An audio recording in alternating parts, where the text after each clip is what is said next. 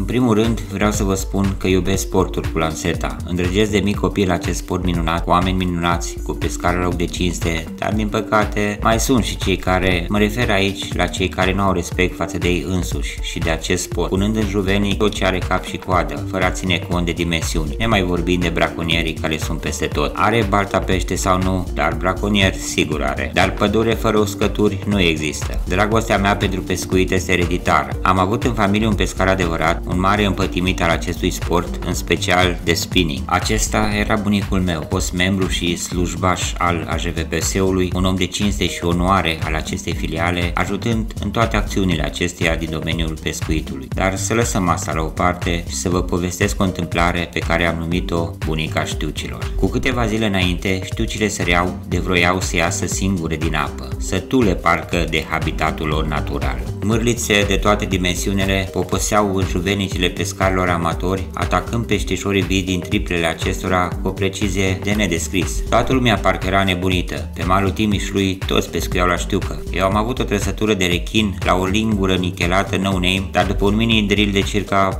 1-2 minute mi-a rupt firul pe care l-am avut pe tamburul mulinet. Aceasta s-a refugiat pe fundul apei și trăgea ca un doberman furios până ce dus a fost. Dar asta a fost cu câteva zile înainte. Într-o seară mi-am planificat pentru mâine zi o partidă de pescuit. Ce să vă spun, nu am putut dormi, toată noaptea m-am gândit la știuca mulvisată, la ce monturi și momeli să folosesc și cum să o scot afară în cazul că apare bunica știucilor și mai ales ce fir să folosesc, la cât de gros să fie ca să nu mi rupă. Parcă spre dimineață am și visat cum mă luptam eu cu balaurul. Următoarea zi avea o dimineață frumoasă de septembrie, iar eu plin de poftă de pescuit și hotărât peste măsură să o prind pe bunica știucilor în armacula sete de diferite dimensiuni, având monturi pentru știucă, culiță și triplă, am dat iama în apele Timișului. Iama e un loc bun pe care l-am ginit cu mult timp înainte. Am plecat voios plin de speranță că o prind pe bunica știucilor. Ajuns acolo, primul lucru făcut a fost să prind niște peștișori pe care să-i folosesc ca și momeală. Am pus peștișorii vii ca și momeală și în apă cu ele. Una dintre undițe am lansat în aval la 7-8 metri, lângă o salcie căzută în apă și aștept trofeul. Trebuie să apară ce naiba,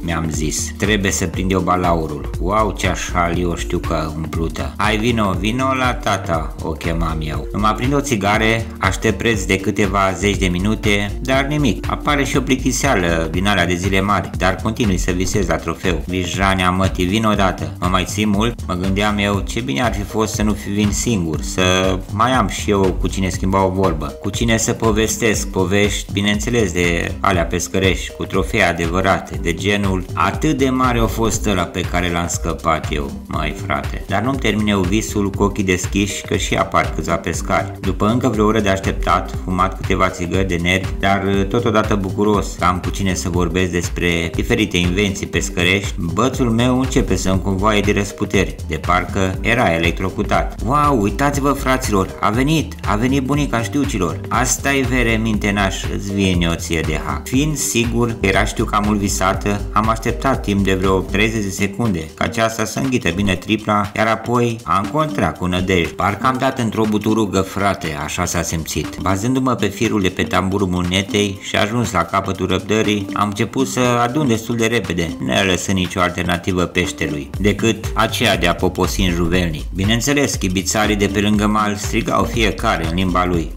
Trage repede, nu mulina, mai lasă-l să obosește-l, nu lăsa, trage-l. Frate, nu mai știam pe cine să ascult, așa că am mulinat într-una, dar nu putea să tragă ăsta mai tare decât mine, ce naiba. În ciuda rezistenței puse de acesta, în circa un minut era pe mal, dar stupoare. Știuca mult visată nu era știucă. Era un biban de 860 de grame și 34 cm lungime. Toți cei adunați se mirau că nu mai văzuseră așa captură de biban, mai ales prin apele Timișului. Numai eu eram bozumflată, nu era bunica știucilor. Într-adevăr, pentru cei care nu știți, bibanul rare ori ajunge la o așa dimensiune, când se prindea câte unul cât palma, era considerat trofeu. Ce a urmat, elese de înțeles. Ședințe foto, frățioare, cu captura. Dacă luam 10 lei de poze, făceam un concediu la mare. Numai ProTV-ul lipsea de acolo. Am pus din nou momeală și am așteptat, chibițând cu ceilalți pescari. Dar, în ciuda faptului că am mai stat vreo 2 ore, timp în care am pescuit atât cu pește viu cât și cu năluci, în afară de câțiva vibănei cât palma, nu am mai prins nimic. Da, ce să fac? Asta pot să fie. Doar atât pentru ziua de azi. Mi-am strâns catrafusele și am pornit spre casă cu speranța că știu că mult visată va veni altă dată. Poate la anul. Ajuns acasă, mi-am făcut o poveste și cu o fotografie le-am trimis la o revistă în domeniu. Tupoare. Era trofeu pentru ei. Denotă că am apărut în acea revistă. Peste un timp am văzut că dacă trimiteam la altă revistă, aceea îmi dădeau cârligul de argint pentru captură de biban prins pe anul în curs. Ce să vă spun, când venea să plâng de necaz la ce am ratat. O diplomă și o machetă cu un cârlig de argint pe care cred că mi-l puneam la gât de bucurie. Ce am câștigat cu această poveste? Nu am câștigat-o pe bunica știucilor, dar am prins un biban care era trofeu. Peștișorul de aur și-a îndeplinit datoria, chiar dacă nu era dorința